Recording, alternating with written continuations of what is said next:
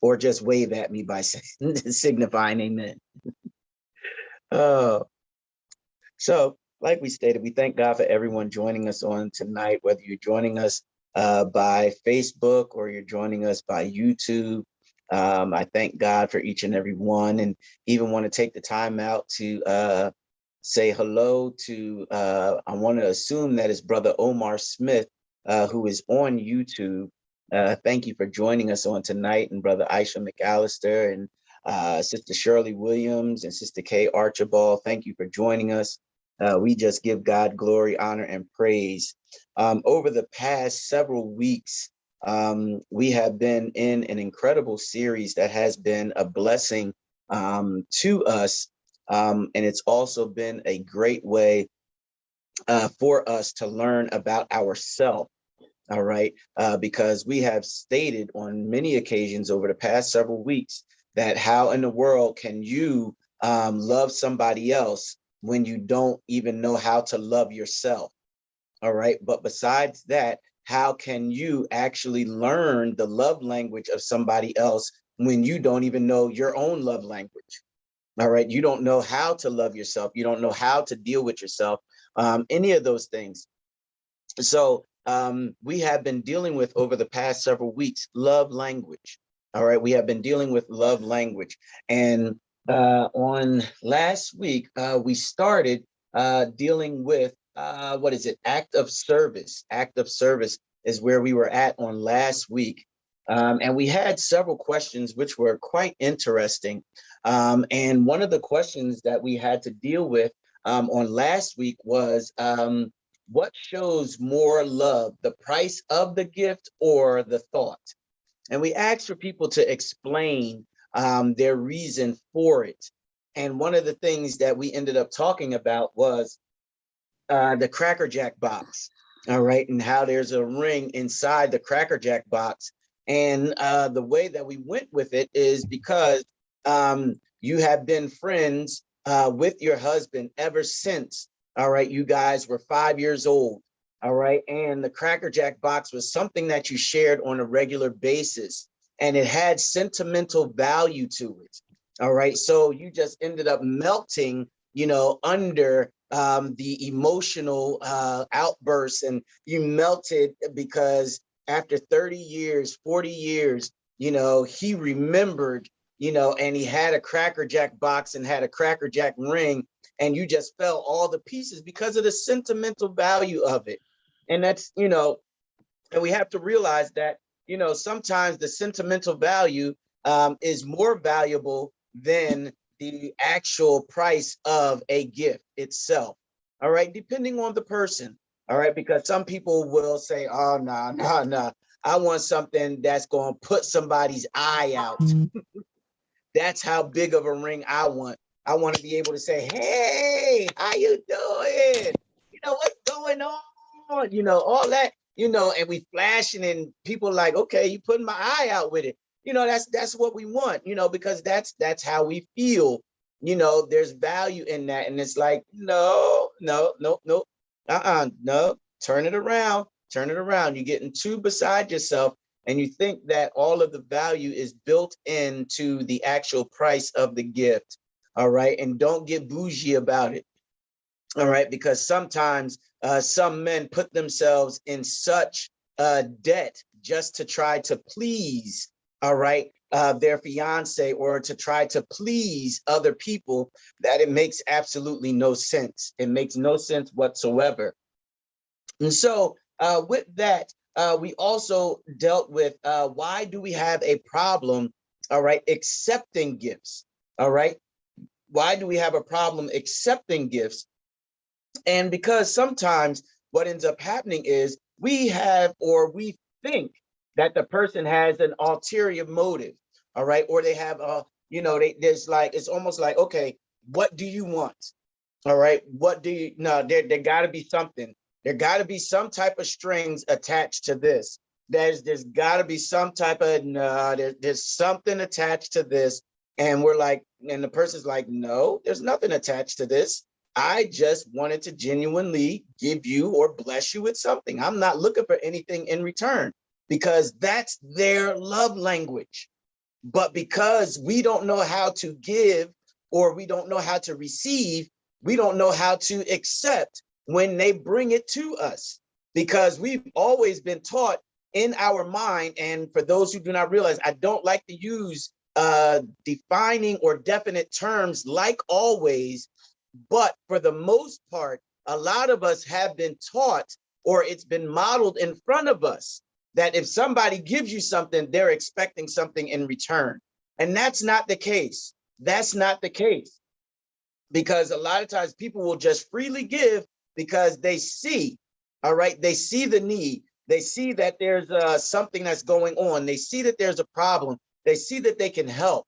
All right. So they're just like, let me go ahead and bless. Let me go ahead and help out, in some kind of way, with no strings attached, with no strings attached. So with that much of an introduction, all right, and that much of a short overview or review from last week, I want to start us off with another question. All right. And I'm going to need people or somebody to come off of mute, and even those who are online to answer this question. And the question is this: why do some people expect something in return? All right. We might have dealt with that last week, but let's go ahead and deal with it again. Why do some people expect something in return? When they give a gift, they're expecting something in return. But besides that, why can't people just freely give? All right. Let's go ahead and dig at that, and let's deal with it. Let me read it one more time. Why do some people expect something in return? All right. And then the companion question is, why can't people just freely give? So let's come off of mute and dig at that question. I would say that some people, for one, is a little selfish. They might know it and they might not. And some people feel entitled. Okay. All right. I hear you. I hear you. All right. Somebody else? Because the question is, why do some people expect something in return? And the companion question is, why can't people just freely give?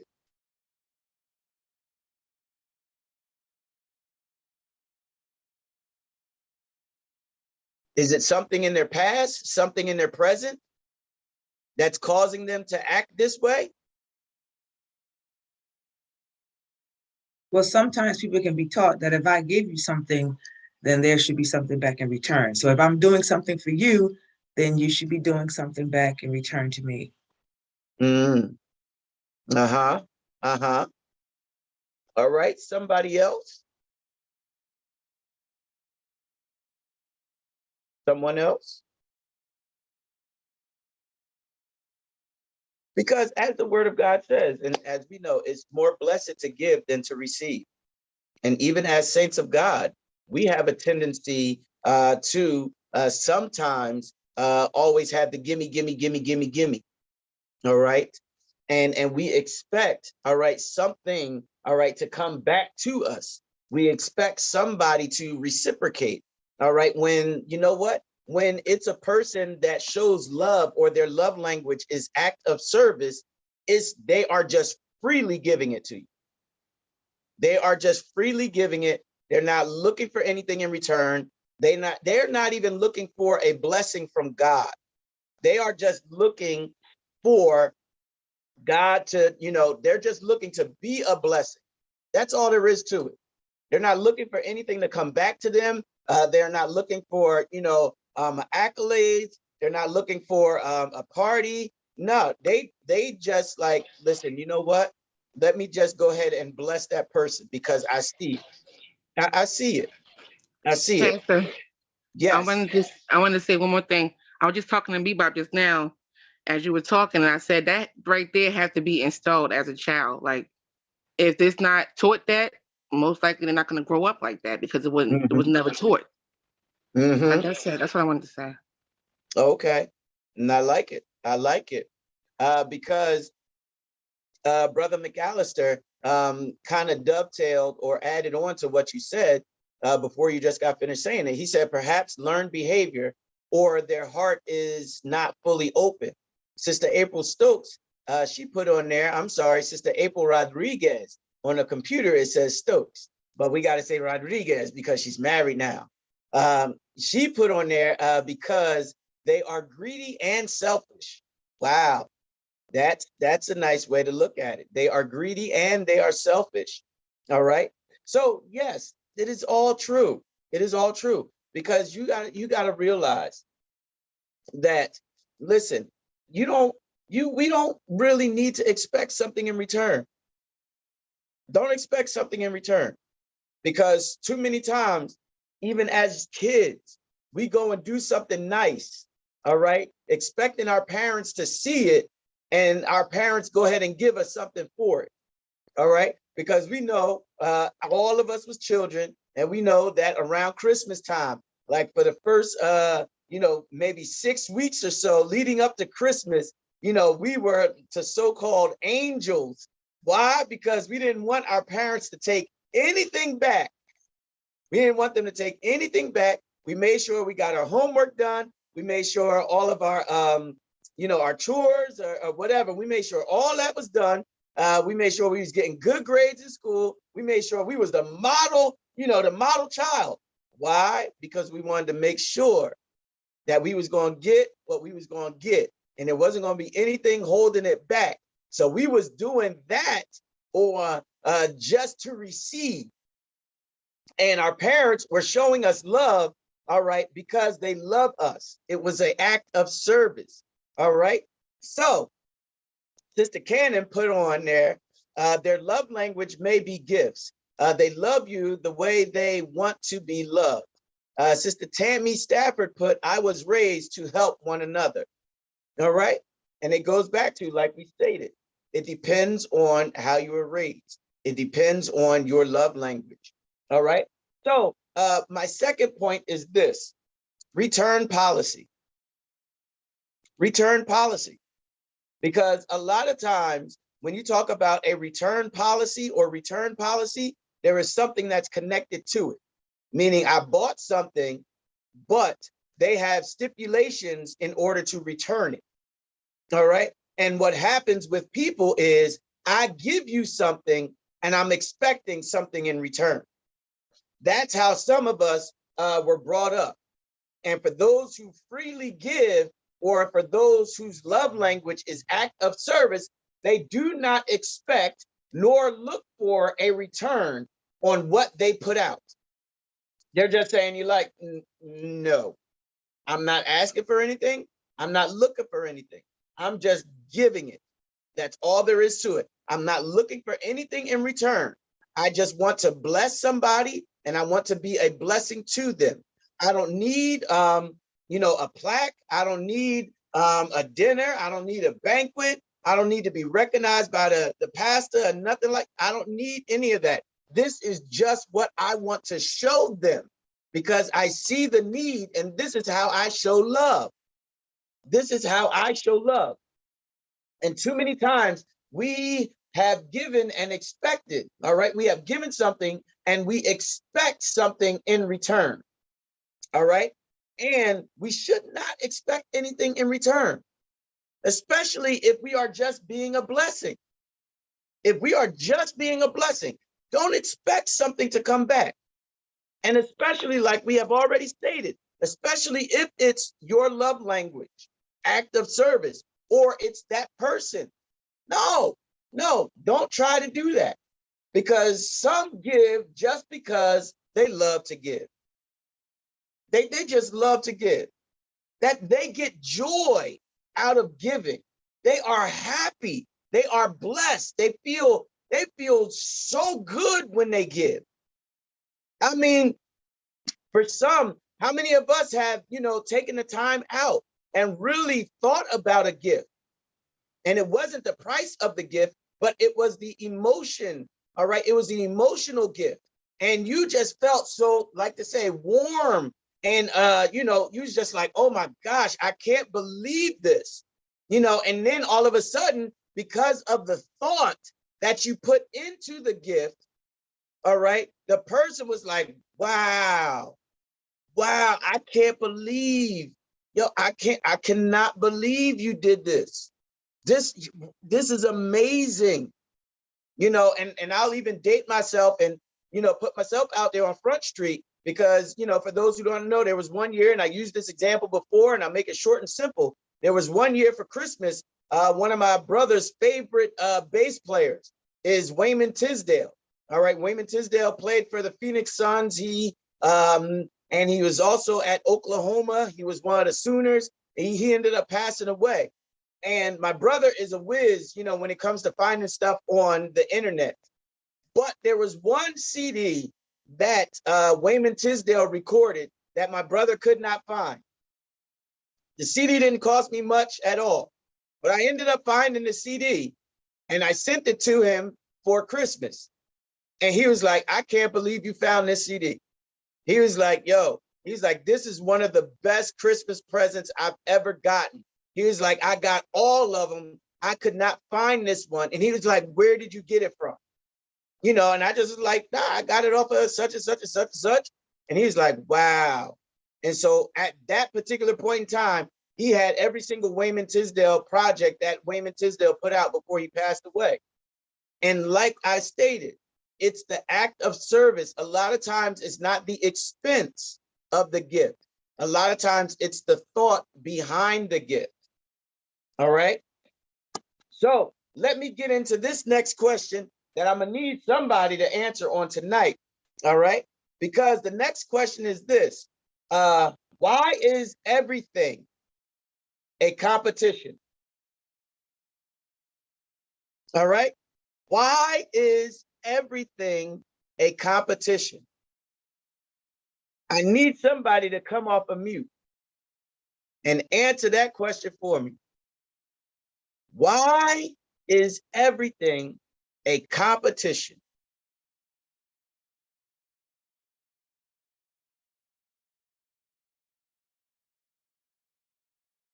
Is it in our nature? I would just get ready to say, some people just feel like they got to keep up with the Joneses. And some people will go broke doing it. Mm-hmm. It's all about, well, you know what? Mine is better than yours. Mm-hmm. And they know they don't have the means, but because it's in them so heavy, like they just feel like they got to outdo the next person. Mm-hmm. Mm-hmm. All right. Yep. Somebody else? I'll take it a little step farther. So Okay. I was just thinking over here, how some people like in a church, they'll hear someone singing and feel like they could have did it better. Their voice is a little better than the person that's singing, but you're not more anointed than them.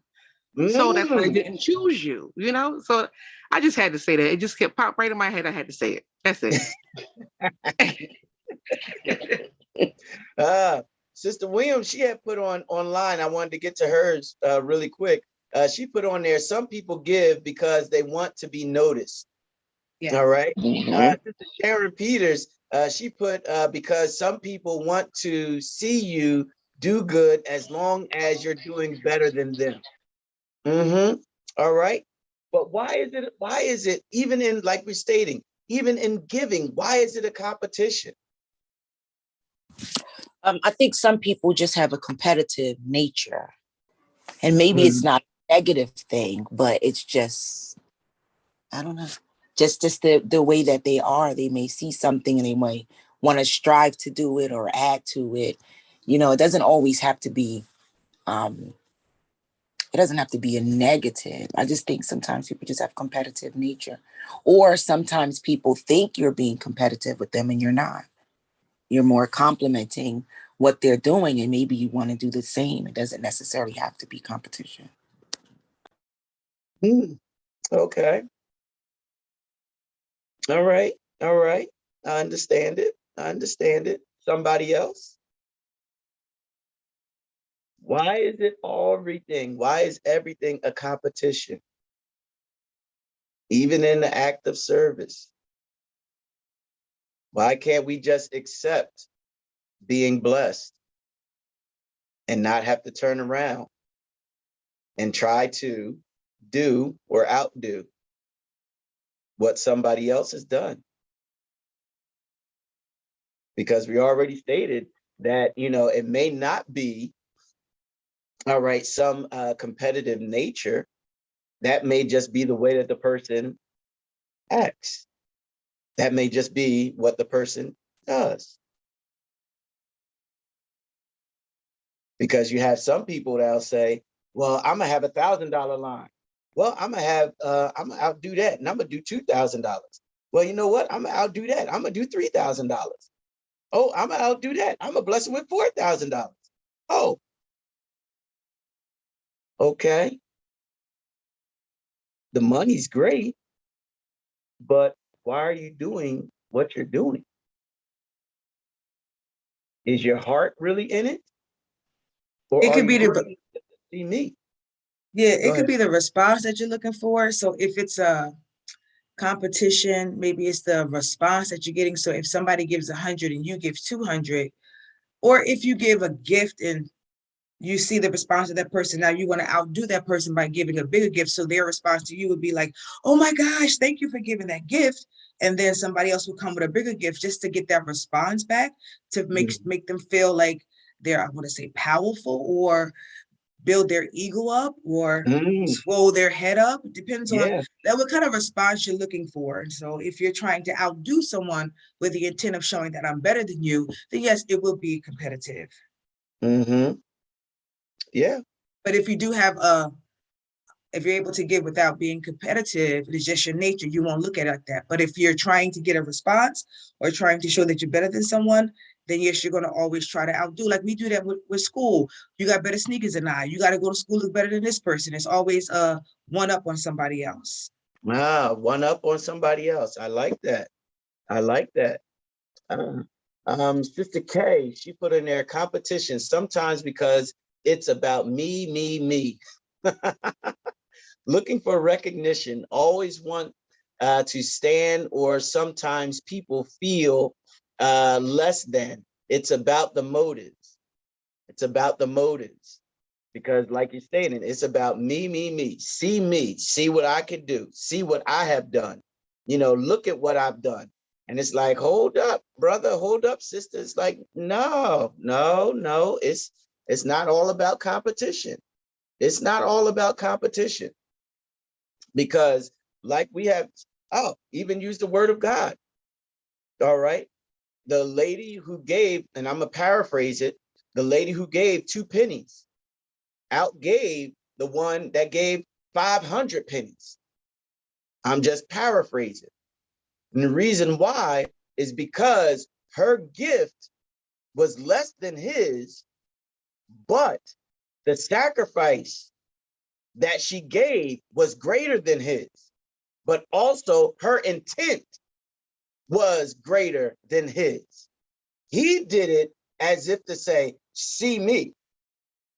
And you can imagine him coming up in this big grand thing with his little money pouch in his hand, sitting up here going like this, jingling it as he's about to drop it in the thing, and almost to say prancing up to the offering plate and placing it in there, and just looking at it. And this other lady just came. She's like, kind of almost like, I don't want nobody to see me. Don't want nobody to hear. And she just dropped it in there. And for a lot of us, we'll look at it and say, well, she ain't give all that much, but that one over there, oh yeah, that one over there. Oh God, even think about this. And I know that was a whole lot of energy because it was real calm for a minute. Yeah. Think about this. Those who give a ton of money to a college, they give a ton of money to a college. And then all of a sudden that college ends up making a wing, all right, creating a wing in their name or something like that. What about the teacher or the person that went and just paid off like the whole graduating class, all right, paid off their whole student loans? You know what I'm saying? You know, it's and people see, this is why we have to realize that it's, and I'll just drive it on home, it's not always about the amount. It's not, because you can give a large sum of money to something and it not be effective. But to give that much money and pay off all those seniors' debt from college, that's something that's going to last a long time. That's going to outlast what that person gave to, you know, the money that they put towards that the dorms or whatever. Let me get here to online. Brother Isham put, seems like the person is not satisfied. Minister Frazier, she put, sometimes this is how people validate themselves. Ooh, that is nice. That's how they validate themselves. Sister Cannon put, I once had an employer who promoted that by pitting the employees against each other. Her motivation was to push us into excellence. However, her technique was not well received. Sister Stephania put, some people just give just to throw it in your, wow. Okay, I'll finish it. Some people give just to throw it in your face and to hold it over your head. What about Cain and Abel? Oh, go ahead, Mother Shula. Drop that knowledge on us. It took me a long time to understand what was the difference between Cain and Abel. People used to talk about it, but I studied and studied. But one heart was in the right place and the other one was evil. Yeah. Yeah. Because like you said, you look at the person's intent, you look at their heart. But then also Minister Frazier flipped it with going with what, tagging along with what Sister Shauna said. She said, healthy competition can sometimes help us realize our full potential. All right. Healthy competition can sometimes help us realize our full potential. Or instead of realize, we could put in there reach our full potential. All right, because it brings out the best in us and it pushes us, all right, to a place that if it wasn't to say that competitive nature, then you know what, we would have settled. We would have settled. All right. But going back to what Mother Shula was talking about is yes, you got to look at it. The heart, the intent of the person, the heart and the intent of the person. Are they doing it for competitive reasons? Are they doing it for see me? Or are they doing it just because it's like, this is the last that I have. And the last that I have is more significant than those who have a whole lot. And on top of that, you realize the person that paid off all of those students' debts, you got to remember and look at it. This is a true story. I don't remember what college it was at, but it's a true story. You think about each and every one of those young people. They are going to remember that for the rest of their life, and they're going to always pay back to that man or that person that paid off their college debt. They're always going to remember that. And besides that, they're always going to go and share it with somebody else. So that story, all right, and that impact is actually going to outlive him. And let's put it another way. They could always say, well, you know what? When I get to the place where he was at, and I see somebody struggling, I'm going to pay off their student debt. And it starts a snowball effect. Because if everybody in that graduating class pays forward, then they're like, oh my gosh, look at all these people that was blessed because of this one person taking out the time to pay off all this student debt. Versus the one, and I'm not, like I said, not making a competitive thing, but just looking at how, you know, the act of giving, the act of service, how it can be received and how it can outlive. Because yes, your name would be on the marquee or on the building or whatever. But guess what?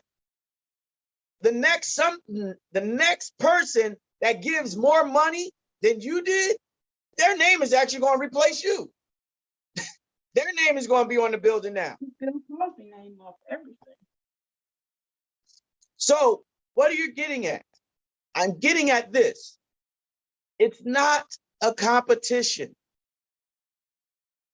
It's not a competition. And I'm not talking about healthy competition.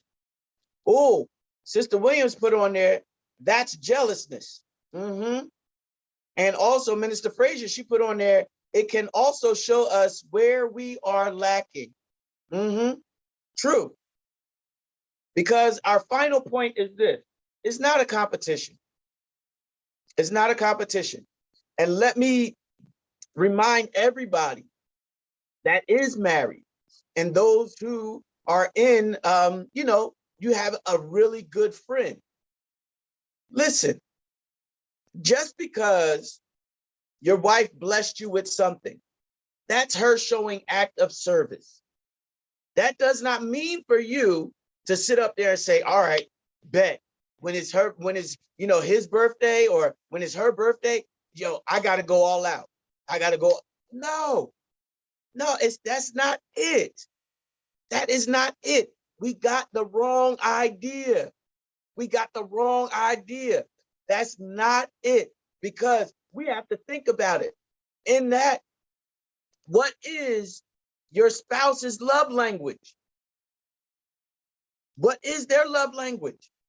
Because if their love language is just quality time, no amount of gifts that you give them is going to satisfy them. What's going to satisfy them is the quality time that you spend with them. That is another love language that we'll deal with later on. But you got to realize it. You got to know the person. You got to know the person. And if act of service is the way that they show love, then you got to be ready to receive it. Because like we stated, everything is not a competition. We have to, or some people have the wrong agenda. They have the wrong agenda, and we have the wrong mentality when we look at some of this. And when we deal with some of this, wrong agenda, wrong mentality, because we think, like we stated, we think that we have to outdo. And it's like, no. Okay, so what? She blessed you with a 3-night getaway for you and your boys. Okay, accept that. That was her way of showing you love. Don't try to turn around and go give her, a week getaway with her girls if that's not what she wants. Because as Elder Bebop said before, that's just trying to outdo. And you're going to end up putting yourself in debt, trying to outdo her. No. And it could be as simple as making her an incredible meal. And that would knock her socks off. And that would do more for her than sending her away. Make an incredible meal and giving her a foot massage. That would just be like, oh my gosh, I done died and gone to heaven. Like the scene from the movie War Room. At the end of the movie, the husband pulled, made her a banana split or got her a banana split after she came home from work. And he told her to sit down. He brought her the banana split, gave her a spoon. And then next thing you know, he's like, just sit down, relax. And she was, she's like, I can't, And then next thing you know, he ended up going and getting a basin, all right, with some water in it, a little tub with some water in it. And then next thing you know, he starts taking off her shoes. And she's like, no, don't take off my shoes. Don't take off my shoes. Because my feet, her feet stank. They ain't even, her feet stank.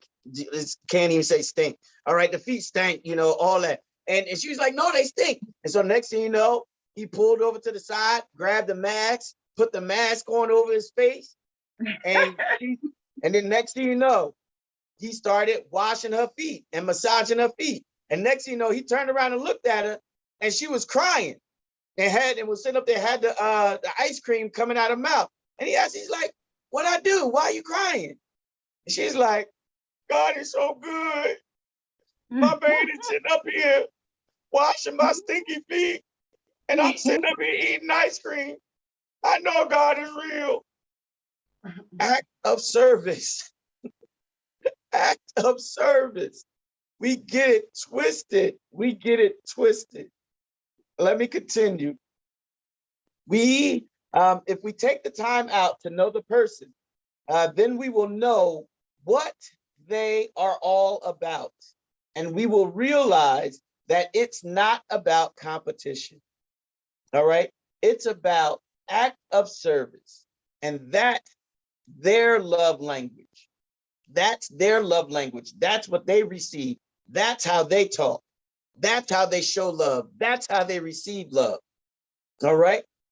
Because for those who do not know that act of service is the person's love language, they will get or could get bent out of shape because the person never says it.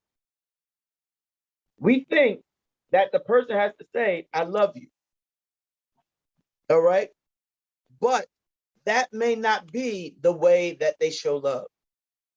The way that they show love is by an act of service. And this is why we say, you got to take the time to know the person. You got to take the time to understand the person, because they may not be verbal. They may not be verbal. They would be the type of person that would sit up there and do something. They would do something. All right. Now, let me continue as we start to draw to a close. One of the greatest ways to show someone that you love them is by your actions. All right, is by your actions. And that's why we stated, all right, the verse that we're looking at and dealing with is John 15:13. Greater love hath no man than this, that a man lay down his life for his friend. All right, that is the greatest thing. That's one of the greatest acts of love. All right, acts of service that you can do. All right, so the actions or the action depend on the type of upbringing. All right, depends on the type of upbringing you have had, because as it was stated, some have been shown the wrong way. And until they come to themselves, they will not realize that there is another way. Meaning, until they realize it in their head and realize it in their mind, they will not know that there is another way. There's another way. There's something else about this. You have the wrong idea. All right. Now, continuing. If we love giving gifts, small or large, expensive or inexpensive, then that's your love language. Act of service, that's your love language. This is how you show love to others. A way to sum it up is this, from the movie Brothers. All right. It was the mom. She said to one of the young ladies, she said, "You can tell when he is in love with you when he gives you his last."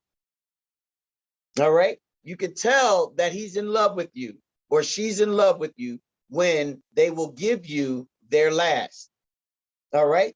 But also, as we already stated, another way to put it is, greater love hath no man than this, but to lay down his life for his friend, or for a friend, for a friend. So you got to realize that we have to say, you know what? It's not all about competition. It's not all about competition, but it's about the act of service, the act of service. And what can I do? What am I going to do to help you? And not looking for anything in return. Just sitting up there saying, this is my way of showing you that I love you. And for a lot of us to understand and to realize, you know what? That's how they show me that they love me. So I'm just going to accept it and I'm going to understand it. And I'm just going to be like, you know what? That's what they do. That's what they do. And that's how they show me love. And I'm not going to compare it to anybody else. I'm not going to sit up there and try to have them to be like somebody else. So with that much being stated, does anybody have any questions, comments on tonight? Pastor, Yeah. TD Jakes put a DVD out way back about love story. And he said this cute little saying in his sermon. He said, some people wouldn't give you half of their ham sandwich at 12 o'clock at night. And he was, talking about love and just using that as a demonstration. Mm-hmm. But yeah, love, you can say it with your voice all the time, which is good. I don't take away from that. I'm a person who always say, I love you, I love you. You always want to leave saying that to somebody, Mm-hmm. and saying something positive. But action Yeah. is the real deal. Because if that love is in you, you're going to act it out. You're going to act it out. Yep. Yeah. Yep. Yeah, you are. You are. And you can't just say it, especially for some people. Especially for some people. For some people, you got to show it. You got to show it. Sister Sharon Peters put the best representation of love language is found in 1 Corinthians 4-8. It's always protects, it's always trusts, always hopes, always preserves. Love never fails. Love never fails. So, like we stated, you just have to realize, and we have to, understand that act of service is that person's love language. Or if not that, that's how they receive and know love. All right. So with that much being stated, don't want to cut anybody off. Is there anyone else? All right. Well, I thank God for everyone joining us on tonight for our Wednesday in the Word. My name is Pastor Lamont Brown. I'm the pastor of Faith Baptist Tabernacle here in Asbury Park, New Jersey, where we are evangelizing to the family while building disciples. I just want to remind you of this one thing.